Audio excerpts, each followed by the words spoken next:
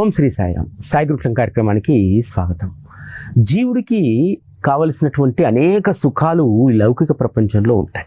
కానీ అసలైనటువంటి సుఖం మాత్రము సద్గురువు యొక్క చరణాల్లోనే ఉంటుంది. ఎవరి అంతఃకరణమైతే సద్గురు చరణాల్లో లీనమై ఉంటుందో వారు అమితమైనటువంటి సుఖానందాలను అనుభవిస్తారు. ఇది మనందరి జీవితంలో మనం చాలా స్పష్టంగా అనుభవిస్తున్నటువంటిది.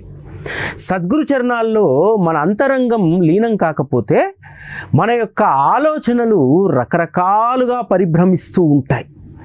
అంతేకాదు రకరకాలైనటువంటి వస్తు తాపత్రయాల వైపు అవి వెళ్తూ ఉంటాయి. అందుకనే మన యొక్క అంతఃకరణాన్ని సద్గురు చరణాల్లో లీనం చేసి ఎప్పుడూ కూడా సద్గురువు యొక్క చరణాల నుంచి నా అంతఃకరణం దూరం కాకుండా ఉండాలని చెప్పి ఎవరమైతే ప్రతిరోజు సద్గురువును కోరుకుంటామో అటువంటి వారి యొక్క దుఃఖాలన్నీ కూడా సుఖాలుగా మారిపోతాయి. మన అంతఃకరణము సద్గురు చరణాల వద్ద లేదనుకోండి, మనకు విపరీతమైనటువంటి దుఃఖము, భయము, ఓటమి అనేటువంటిది జీవితంలో ఎదురవుతూ ఉంటుంది. ఎందుకు ఓటమి ఎదురవుతుంది? నీకు సరైనటువంటి ఆత్మస్థైర్యాన్ని ఇచ్చేటువంటి ఆలంబన లేకపోవడం. సద్గురువు నీకు ఆత్మస్థైర్యం అనేటువంటి ఆలంబనాన్ని నీకు ఇస్తారు.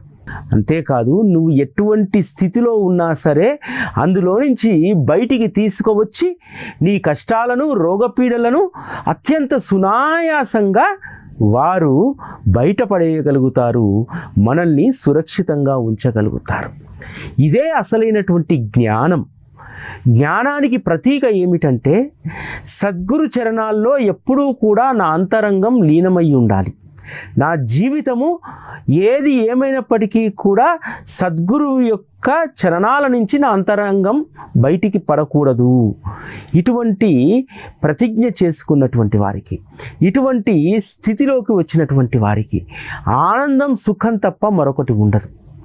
సద్గురు చరణాల్లో అసలైనటువంటి సుఖం దక్కుతుంది అనడానికి నిర్వచనమే ఇది. మనం ఎప్పుడూ కూడా ఒకే రకమైనటువంటి ఆనంద స్థితిలో ఉంటే సుఖం అత్యంత సులువుగా మన జీవితంలోకి వస్తుంది.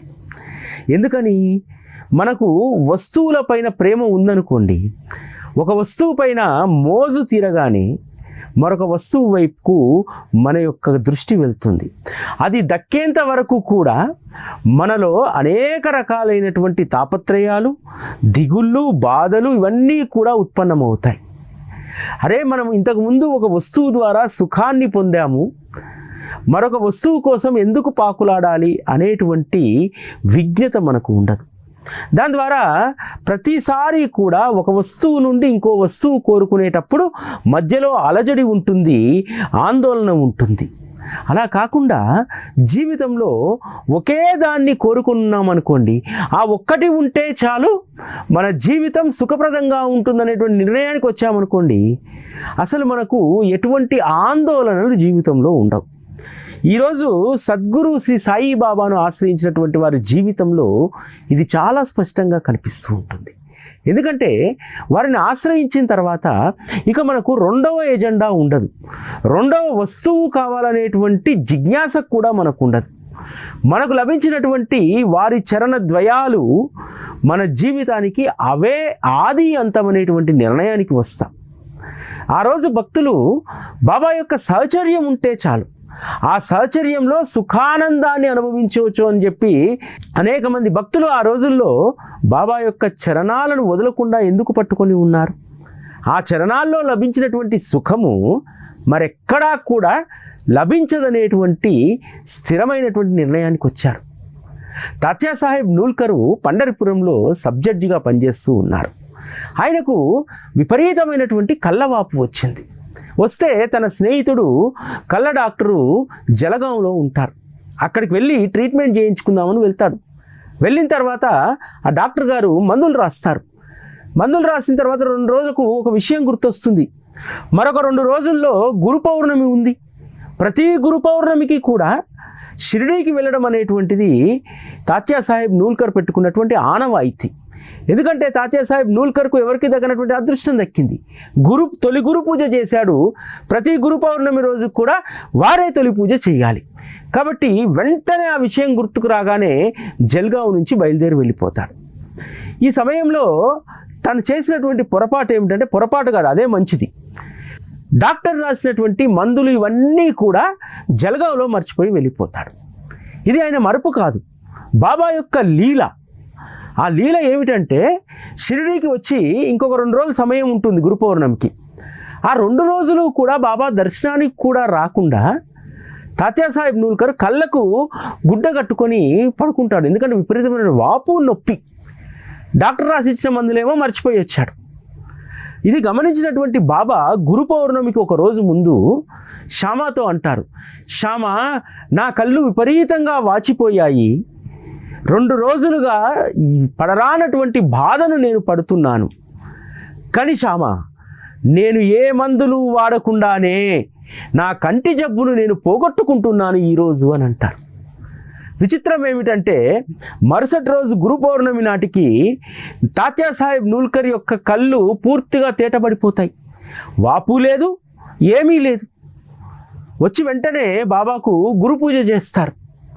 శ్యామ ఈ విషయము తాత్యా సాహెబ్ చెప్తారు, నిన్నటి రోజు బాబా తనకు బాగా కళ్ళు వాచిపోతున్నాయని, రేపు ఉదయానికల్లా కూడా నా కళ్ళు బాగుపడిపోతాయని చెప్పానన్నారు. అది మిమ్మల్ని ఉద్దేశించి అన్నటువంటిదే, మీరు మందులేమి వాడలేదా? బాబా అన్నటువంటి దాంట్లో ఏ మందులు వాడకుండానే నా కళ్ళు బాగుపడిపోతాయి చూడు శ్యామ అని అన్నారు అని అంటే, అప్పుడు తాత్యా సాహెబ్ చెప్తారు, శ్యామ, నేను కంటి వైద్యం చేయించుకోవడం కోసం జల్గాం వెళ్ళాను. డాక్టర్ నా మిత్రుడే మంచి మందులే రాశాడు. కానీ ఒక్కరోజు కూడా వాటిని వేసుకోకుండా కొన్నటువంటి మందులను అక్కడే మర్చిపోయి వచ్చాను. ఇది బాబా లీల. నేను మందులు వేసుకొని రోగం తగ్గించుకుంటే అందులో గొప్పతనం ఏముంది? వారి యొక్క కృపను నా పైన చూపెట్టి మందులు వాడకుండానే అత్యంత ఇబ్బంది పెట్టేటువంటి నా కంటి వాపులను పూర్తిగా తొలగించేశారు బాబా. ఇది వారి యొక్క లీల. వారి చరణాల వద్ద నేను శాశ్వతమైనటువంటి సుఖాన్ని పొందదలుచుకున్నాను. ఇక పైన నా జీవితం అంతా కూడా వారి చరణాల వద్ద గడవాలి.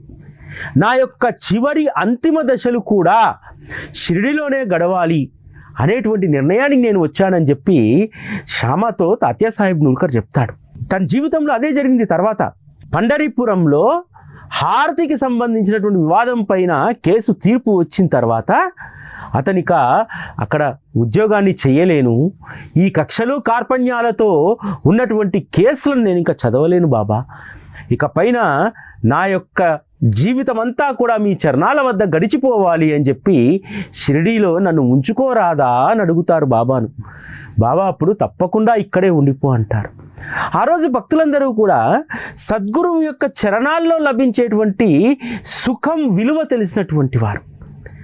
ఆ సుఖంలో పొరలాడితే ఇక దుఃఖం, కష్టం అనేటువంటిది బాధించదనేటువంటి దాంట్లో అనేక మంది బాబా చరణాల వద్ద శాశ్వతంగా ఉండిపోవాలనుకున్నారు. ఆ రోజు శరీరంతో ఉన్నారు కాబట్టి భక్తులు బాబా చరణాల వద్ద గడపాలనుకున్నారు, షిరిడీలో ఉండాలనుకున్నారు. ఈరోజు అంతటా లీనమై అంతటా తానే ఉన్నటువంటి ఆ సద్గురు శ్రీ సాయి బాబా యొక్క చరణాల్లో మనం ఉన్న చోటనే వారి చరణాల్లో లీనం కావచ్చు. మన అంతఃకరణం ఎప్పుడూ కూడా వారి గురించే యోచిస్తూ ఉంటే ఇక మనకు ఎటువంటి బెంగ ఉండదు. ఎందుకంటే మన అంతఃకరణం అంతా కూడా వారి చరణాల వద్ద కట్టిపడేశాం.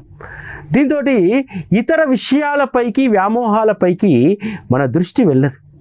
ఆ రోజు బాబా భక్తుల యొక్క రోగాలను తీసేసి అమితమైనటువంటి సుఖాన్ని ఇవ్వడానికి వారికి పెట్టినటువంటి కండిషన్స్, వారిని షిరిడీకి తీసుకొచ్చినటువంటి తీరు మహాద్భుతమైనటువంటిది. భీమాజీ పాటిల్ యొక్క లీల మనం చదువుతాం కదా. భీమాజీ పాటిల్ గొప్ప శ్రీమంతుడు, డబ్బు ఉంది, ఆస్తి ఉంది, అనేక పరిచయాలు ఉన్నాయి. కానీ అతని వ్యాధిని అవేవి కూడా నిర్మూలించలేకపోయాయి. నానాసాహెబ్ చందోర్కర్ చెప్పినటువంటి ఒక్క మాటతోటి షిరిడీకి బండి కట్టుకొని వచ్చి బాబా చరణాల వద్ద కూర్చుంటే బాబా చెప్పినటువంటి ఆ నిర్ణయం ప్రకారం వారు షిరిడీలో ఉన్నారు కాబట్టి వారి యొక్క వ్యాధి కేవలం 2 స్వప్న దర్శనాల ద్వారా తొలగిపోయింది కదా. ఏం చెప్పారు బాబా? నువ్వు వెళ్ళి భీమా ఇంట్లో ఉండు అని అంటారు. భీమా అత్యంత పేద కుటుంబం, కనీసము నేలపైన పరుచుకోవడానికి చాప కూడా లేదు. అటువంటి వారి గృహంలో, అంతేకాదు ఆ నేల కూడా చదునుగా లేదు పడుకోవడానికి వీలుగా. కానీ గురువు ఆజ్ఞ ప్రకారము భీమా ఇంట్లో ఉన్నాడు. అక్కడంతా కూడా భూమి తడితడిగా ఉంది. అలా ఉంటే క్షయవ్యాధి ఉన్నటువంటి వారికి అత్యంత ప్రమాదకరం. అయినా సరే అవేమీ భీమాజీ పాటిల్ చూడలేదు. సద్గురు చరణాల వద్దకు వచ్చిన తర్వాత, నా అంతఃకరణాన్ని వారి చరణాలకు సమర్పించిన తర్వాత, వారు ఏ విధంగా ఉండమంటే ఆ విధంగా ఉండాలి, ఆ విధంగా ఉంటేనే నా రోగపీడ తగ్గుతుందనేటువంటి నిర్ణయానికి వచ్చాడు. ఇదే అసలైనటువంటి విజ్ఞత. ఆ విజ్ఞతను ప్రదర్శించాడు కాబట్టే భీమాజీ పాటిల్ అత్యంత తక్కువ సమయంలో క్షయవ్యాధి నుంచి బయటపడి నెల రోజులు షిరిడీలో ఉండి బాబా చరణ సేవ చేసుకొని బాబా వద్ద సెలవు తీసుకొని ఇంటికి వెళ్ళి కొన్ని సంవత్సరాల పాటు ఆ తర్వాత సుఖంగా జీవించాడు కదా. సుఖప్రదమైనటువంటి జీవితాన్ని బాబా అనుగ్రహిస్తాడు. అప్పటి వరకు వ్యాపారము, ఉద్యోగము, ఊరిలో పరపతి, ఈ వ్యవహారాల్లో మునిగి తేలినటువంటి భీమాజీ పాటిల్ ఆ తర్వాత ఎంచుకున్నటువంటి ఎజెండా ఏమిటి? శ్రీ సద్గురువు యొక్క చరణాల వద్దకు అనేక మందిని చేర్చాలి. సద్గురువు నాకు ఏదైతే మేలు చేశాడో ఆ మేలు అందరూ పొందాలి. అంతేకాదు సద్గురువు నాకు అనుగ్రహించినటువంటి సాయి సత్యవ్రతం ప్రతి ఇంట్లో జరగాలి. ఆ ఇంట్లో ఉన్నటువంటి కష్టం, సుఖం, దుఃఖం అనేటువంటిది దూరం కావాలి. ఈ ఎజెండాతో పనిచేయడం ప్రారంభించారు. దాంతో తన యొక్క ప్రవృత్తి మారిపోయింది. ఆ ప్రవృత్తి ఏం మారిపోయింది? ఎప్పుడూ సద్గురువు యొక్క ధ్యాసలో ఉండడం, అంతఃకరణంలో ఎప్పుడూ సద్గురువు యొక్క స్మరణ ఉండడం. అంటే బాబా ఎంత గొప్ప సంస్కర్తనో చూడండి. తన వద్దకు వచ్చినటువంటి వారి యొక్క వృత్తులను మార్చేస్తాడు, వారి యొక్క నైజాలను మార్చేస్తాడు. దీని ద్వారా ఆ జీవుడికి ఎంత మేలు జరుగుతుంది, ఆ మేలు ద్వారా ఎంత సుఖాన్ని అనుభవిస్తారు. భీమాజీ పాటిల్ కష్టంలో ఉన్నటువంటి వారి గృహాల్లో సాయి సత్యవ్రతాన్ని జరిపించి ఆ తర్వాత ఆ కుటుంబం బాగుపడితే ఎంతగా సంతోషించేటువంటి వారు అట. నిజంగా అటువంటి సంతోషం తను ఎన్ని డబ్బులు సంపాదించినా రాలేదట. అంటే సద్గురువు యొక్క కృప ఎంత గొప్పదో చూడండి. శాశ్వతమైనటువంటి ఆనందాన్ని, సుఖాన్ని బాబా అనుగ్రహిస్తారు. అదే అమీర్ శక్కర్ విషయంలో కూడా ఒక అద్భుతమైనటువంటి అనుభవాన్ని ఇచ్చారు కదా. అమీర్ శక్కర్ను కీలవాతం తగ్గించడానికి వెళ్ళి చావుడీలో పడుకో రోజు అని అంటారు. నువ్వు అక్కడే ఉండి అక్కడి నుంచి బయటికి రావద్దు అంటారు. కానీ మొదట కంగారు పడ్డాడు. అరే నేను ఇక్కడికి వచ్చింది బాబా సాహచర్యంలో కూర్చొని వారి యొక్క సుఖానందాన్ని మనం పొందాలని కదా. నన్ను చావిడిలో ఎందుకు కూర్చోమన్నాడు, ఇక్కడే ఎందుకు పడుకోమన్నాడు? కానీ తర్వాత కాలంలో బాబా లెండికి వెళ్తున్నప్పుడు, వస్తున్నప్పుడు, రాత్రిపూట రోజు విడిచి రోజు బాబా చావిడిలో ఉన్నప్పుడు అమితమైనటువంటి ఆనందాన్ని అమీర్ శక్కర్ అనుభవించాడు. అయినా సరే బాబా పెట్టినటువంటి ఆ కండిషన్ను కొన్ని రోజుల తర్వాత భరించలేకపోతాడు. బాబా చెప్తే షిరిడి దాటి వెళ్ళనివ్వడు, అనుమతి ఇవ్వడు. కాబట్టి చెప్పా పెట్టకుండా షిరిడి దాటి వెళ్ళిపోతాడు. ఏం జరుగుతుంది? కోపర్గావ్ వెళ్తే కోపర్గావ్లో అక్కడ ఉన్నటువంటి ఒక సాధువుకు మంచినీళ్ళు ఇస్తే ఆ మంచినీళ్ళు దాగి సాధువు మరణిస్తాడు. ఆ నేరం తనపైన ఎక్కడ పడుతుందని చెప్పి మళ్ళీ రాత్రి వెనుదిరిగి షిరిడీకి వచ్చేస్తాడు. వచ్చేసి సద్గురువు చెప్పినట్టు నియమిత సమయం అక్కడ ఉండి తన కీళ్ళవాతాన్ని పోగొట్టుకొని తన గ్రామానికి వెళ్ళిపోతాడు కదా. ఈ విధంగా సద్గురువు యొక్క సహచర్యంలో ఉంటే రోగపీడలు తొలగిపోతాయి, శాశ్వతమైనటువంటి ఆనందం కలుగుతుంది. అమీర్ శక్కర్ కూడా ఇంకెప్పుడు కూడా తన జీవితంలో ఈ ఆరోగ్య సమస్యలతో బాధపడలేదు. తన యొక్క అంతఃకరణాన్ని పూర్తిగా బాబాకు స్వాధీనం చేశాడు. తను చేసేటువంటి వ్యాపారం నిజాయితీగా చేయడం ప్రారంభించాడు. తన జీవితాన్ని నిజాయితీగా మలుచుకోగలిగాడు. తద్వారా అమితమైనటువంటి సుఖాన్ని పొందగలిగారు. ఈరోజు మనం కూడా బాబా దగ్గరికి రాకముందు ఎన్ని తాపత్రయాలు ఉండేటివి, ఎన్ని రకాలైనటువంటి సమస్యలతో కొట్టుమిట్టాడిపోయేటువంటి వాళ్ళం, చిన్న సమస్యకే ఎంత అదిరిపోయేటువంటి వాళ్ళం. కానీ ఎప్పుడైతే మన అంతఃకరణాన్ని బాబా చరణాల వద్ద ఉంచామో మనకు ఇటువంటి బాధలు లేవు. అంతేకాదు ఏ విషయానికి కూడా అధైర్యపడేటువంటి స్థితి మనకు రాదు. ఇదే సద్గురువు మనకు అనుగ్రహించేటువంటి గొప్ప వరం. మనము సుఖము, ఆనందం అనగానే వస్తువుల వైపు పరిగెడుతూ ఉంటాం. తుకారాం గారు ఒక అద్భుతమైనటువంటి మాట చెప్తారు. వస్తువుల ఆసక్తితో జ్ఞానం దహించుకపోతుంది, ఇంద్రియ భోగాలతో తనువు మాడిపోతుంది. సద్గురువు యొక్క చరణ రజంలో జ్ఞానం, శరీరం శాంతి పొందుతాయి.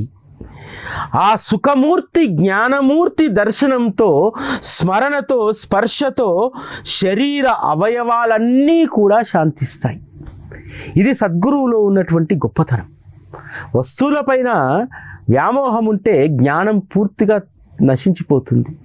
ఇంద్రియ సుఖాల పైన ఆసక్తి ఉంటే శరీరం దహించకపోతుంది. కానీ ఆ సద్గురుమూర్తి యొక్క చరణ రజంలో గనక మన మనస్సును ఉంచగలిగితే మనస్సు, శరీరం శాంతిస్తాయి. అదేవిధంగా ఆ సుఖమూర్తి యొక్క, జ్ఞానమూర్తి యొక్క దర్శనంతో, స్మరణతో, స్పర్శతో శరీరంలో ఉన్నటువంటి అంగాంగాలు శాంతిస్తాయి. ఇది సద్గురు సహచర్యంలో ఉన్నటువంటి గొప్ప విశేషం. అందుకనే ఆ రోజు బాబాను ఆశ్రయించినటువంటి వాళ్ళు శాశ్వతమైనటువంటి సుఖాన్ని పొందగలిగారు. పితాల ఇంట్లో ఎంత విషాదం.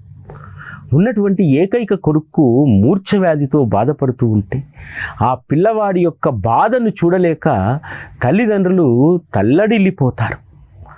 ఒకరోజు దాస్కన్ మహారాజ్ గారి యొక్క కీర్తన విని బంధువుల సూచన మేరకు పిల్లవాడిని తీసుకొని షిరిడీకి వస్తారు కదా. కేవలం బాబా యొక్క ఆశీర్వాదంతో ఆ పిల్లవాడి యొక్క మూర్ఛ వ్యాధి నిదానంగా తగ్గిపోతుంది కదా. కొన్ని వారాల పాటు షిరిడీలో ఉండి కొడుకు యొక్క వ్యాధి పూర్తిగా నయమైన తర్వాత బాబా వద్ద సెలవు తీసుకొని వెళ్తుంటే బాబా చెప్పినటువంటి మాట, మీ నాన్నకు ఇంతకుముందు కొన్ని రూపాయలు ఇచ్చి ఉన్నాను, నేను ఇప్పుడు కొన్ని రూపాయలు ఇస్తున్నాను, దాన్ని జాగ్రత్తగా పూజా గదిలో పెట్టుకోమని చెప్పి. నిజానికి వారి నాన్నగారు ఎప్పుడూ షిరిడీకి రాలేదు. కానీ వారు చెప్పినటువంటి బోధ, నీ రోగపీడలకు కారణం సద్గురువు యొక్క సహచర్యం నుంచి మీరు దూరం కావడం. ఎందుకంటే వాళ్ళ నాన్నగారు అక్కల్కోట మహారాజు యొక్క భక్తుడు. అక్కల్కోట మహారాజుతో గొప్ప అనుబంధం కలిగినటువంటి వారు. నిర్యాణ సమయంలో వారిని పిలిపించుకొని, పితాలే తండ్రిని పిలిపించుకొని ఎంతో ప్రేమగా కొన్ని నాణాలు ఇచ్చి, ఇక పైన నేను ఈ రూపంలో మీ ఇంట్లో ఉంటాను అని చెప్పి అక్కల్కోట మహారాజు చివరి క్షణంలో ఇచ్చినటువంటివి. వాటిని ఆ తర్వాత కుటుంబం నిర్లక్ష్యం చేసింది. వారి తండ్రి మరణించిన తర్వాత నిర్లక్ష్యం చేయడం వల్ల ఎంత అరిష్టమో, సద్గురువు యొక్క సేవకు దూరం కావడం వల్ల అరిష్టాలన్నీ నీ ఇంట్లోకి వస్తాయని చెప్పడానికి ఆ పిల్లవాడికి మూర్ఛ వ్యాధి వచ్చింది కదా. కానీ సద్గురువు ఎంత దయామూర్తియో చూడండి. అక్కల్కోట మహారాజు అక్కడ వారి ఆరాధనను వీరు వదిలిపెడితే తన తర్వాత అవతారమైనటువంటి, తన కొనసాగింపు అవతారమైనటువంటి శ్రీ సాయిబాబా వద్దకు మరలా ఆ కుటుంబాన్ని పంపించాడు. పంపించి ఆ పిల్లవాడికి వచ్చినటువంటి రోగపీడలను, అరిష్టాన్ని తొలగించాడు. ఆ తర్వాత మరలా పూజను ఆరంభింపజేయడానికి బాబాతో ఆ మాట చెప్పించడం జరిగింది. ఆ తర్వాత గురుభక్తి యొక్క మహిమను వారు తెలుసుకున్నారు. ఆ రోజు నుంచి ఈ రోజు వరకు సద్గురువు యొక్క ఆరాధనను, సద్గురువు యొక్క కృపను వారు మరవకుండా శ్రీ సాయిబాబాతో అంకితమైనటువంటి భక్తి ఆ కుటుంబం ఈ రోజుకు కూడా కలిగి ఉంది. ఇక్కడ మనం గమనించాల్సింది ఏంటంటే, మనం ఎవరమైనా సరే సద్గురు మార్గం నుంచి పక్కకు వెళ్ళిపోతే, సద్గురు భక్తి ఆరాధనను తర్వాతి తరం మర్చిపోతే ఖచ్చితంగా బాబా తట్టిలేపి మరి అది గుర్తు చేస్తారు. గుర్తు చేసి ఏ పుణ్యాన్ని అయితే మీరు సమకూర్చుకున్నారో, ఏ పుణ్యరాశి అయితే మీ పూర్వీకులు మీకు అందజేశారో దానిని మీరు వృధా చేసుకోకూడదు. మీరు కూడా సద్గురువు యొక్క మార్గంలో ఉండాలనేటువంటి దాన్ని అనేక మందికి బాబా నిరూపించారు కదా. అంతెందుకు, అనంతరావు పటాంకర్ గొప్ప జ్ఞాని, వేదాంగాలు చదివాడు, సుఖము లేదు, ఆనందము లేదు. అంటే కేవలం పుస్తక జ్ఞానం సుఖాన్ని, ఆనందాన్ని ఇవ్వదు. ఒక్క సద్గురువు యొక్క చరణ సేవ, వారి సహచర్యము, వారి స్పర్శ, వారి బోధన అనుసరణ అమితమైనటువంటి సుఖాన్ని, ఆనందాన్ని ఇస్తుంది. షిరిడీకి వచ్చినటువంటి అనంతరావు పటాంకర్ అక్కడ జనులను చూసి ఆశ్చర్యపోతాడు. అరే, వీరు పుస్తకాలు చదవలేదు, ఉపనిషత్తులు చదవలేదు, కానీ ఎంత గొప్ప ఆనందాన్ని, సుఖాన్ని అనుభవిస్తూ ఉన్నారు ఇక్కడ ఉన్నటువంటి అమాయకమైనటువంటి ప్రజలు. నేను కొన్ని సంవత్సరాలుగా చేసినటువంటి సాధన వృధా అయిపోయిందే, ఎన్ని పుస్తకాలు చదివినా శాంతి లేకుండా పోయిందే అని అనుకున్నటువంటి అనంతరావు పటాంకర్కు ఒక చిన్న కథ ద్వారా, ఇన్ని చేస్తే ఏం లాభము, అసలైనటువంటి దాన్ని నువ్వు విస్మరించావు. పుస్తక జ్ఞానం కంటే కూడా నవవిధ భక్తిలో ఏదో ఒక భక్తి మార్గాన్ని నువ్వు పట్టుకుంటే నీ జీవితం తరిస్తుంది. ఎందుకు షిరిడీ ప్రజలు వేదాలు చదివినటువంటి, ఉపనిషత్తులు చదివినటువంటి అనంతరావు పటాంకర్ కంటే ఎందుకు ఆనందంగా ఉన్నారు?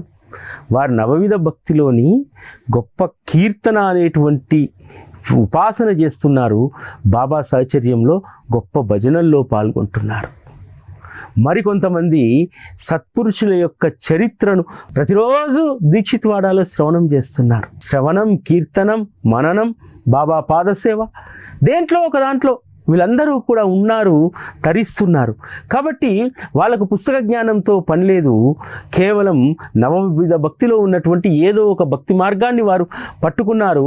అది కూడా వారికి తెలియకుండా ఆయాచితంగా బాబా వారికి ఈ నవవిధ భక్తిలో ఏదో ఒక దాన్ని అనుగ్రహించారు. అందుచేత వారు ఆనందంగా ఉన్నారు. ఆ తర్వాత గ్రహిస్తాడు అనంతరావు పటాంకర్, అరే రే, ఇంత చిన్న సులభోపాయాన్ని నేను ఇన్ని పుస్తకాలు చదివినా నేను పట్టుకోలేకపోయానే. బాబా చెప్పినట్టు నవవిధ భక్తిలో ఏదో ఒక దాన్ని ఆచరిస్తే నాకు కూడా ఆనందం, శాంతి కలుగుతుందనేటువంటి నిర్ణయంతో అక్కడి నుంచి వెళ్తాడు కదా. అప్పుడు కదా అతని యొక్క హృదయం శాంతిస్తుంది. ఆలోచనలు, అలజడులు అన్నింటికి కూడా కట్టడి అయి సుఖప్రదమైనటువంటి జీవితాన్ని అనుభవిస్తారు కదా. సద్గురు చరణాలలో మన అంతఃకరణాన్ని లీనం చేయడం వల్ల అమితమైనటువంటి సుఖాలను పొందగలుగుతాం. అహంకారం తొలగిపోతుంది. అహంకారం తొలగిపోవడంతో శాంతి, ఆనందం అనేటువంటి వెల్లివిరుస్తాయి. కాబట్టి మనందరం కూడా మన అంతఃకరణాన్ని సాయి చరణాలకు సమర్పిస్తే కష్టం సుఖంగా మారిపోతుంది, దుఃఖం ఆనందంగా మారిపోతుంది. ఎందుకంటే మన పక్షాన ఉండి మనల్ని బయటపడేసేటువంటి సద్గురువు మనకున్నారనేటువంటి ఆ స్థిర నిర్ణయం నీ జీవితంలో ఆనందాన్ని, సుఖాన్ని అందిస్తాయి. అటువంటి వాటిని అందుకోవడానికి మనం నిరంతరము ప్రయత్నం చేస్తూ ఉండాలి. నిరంతరము సద్గురువు యొక్క దర్శనము, వారి యొక్క స్పర్శ, వారితో సహచర్యం, వారి యొక్క బోధను అనుసరించడం, ఇవి ప్రధానమైనటువంటివి. వీటిలో ఏ ఒక్కదాన్ని చేసినా మనసులో వారి స్మరణను నింపుకుంటే చాలు, నీ అంతఃకరణం పూర్తిగా వారి చరణాల్లో లీనమైపోతుంది. ఇది ఈరోజు సాయి గురుకులం. మళ్ళీ రేపటి కార్యక్రమంలో కలుసుకుందాం. అప్పటి వరకు సెలవు. నమస్కారం.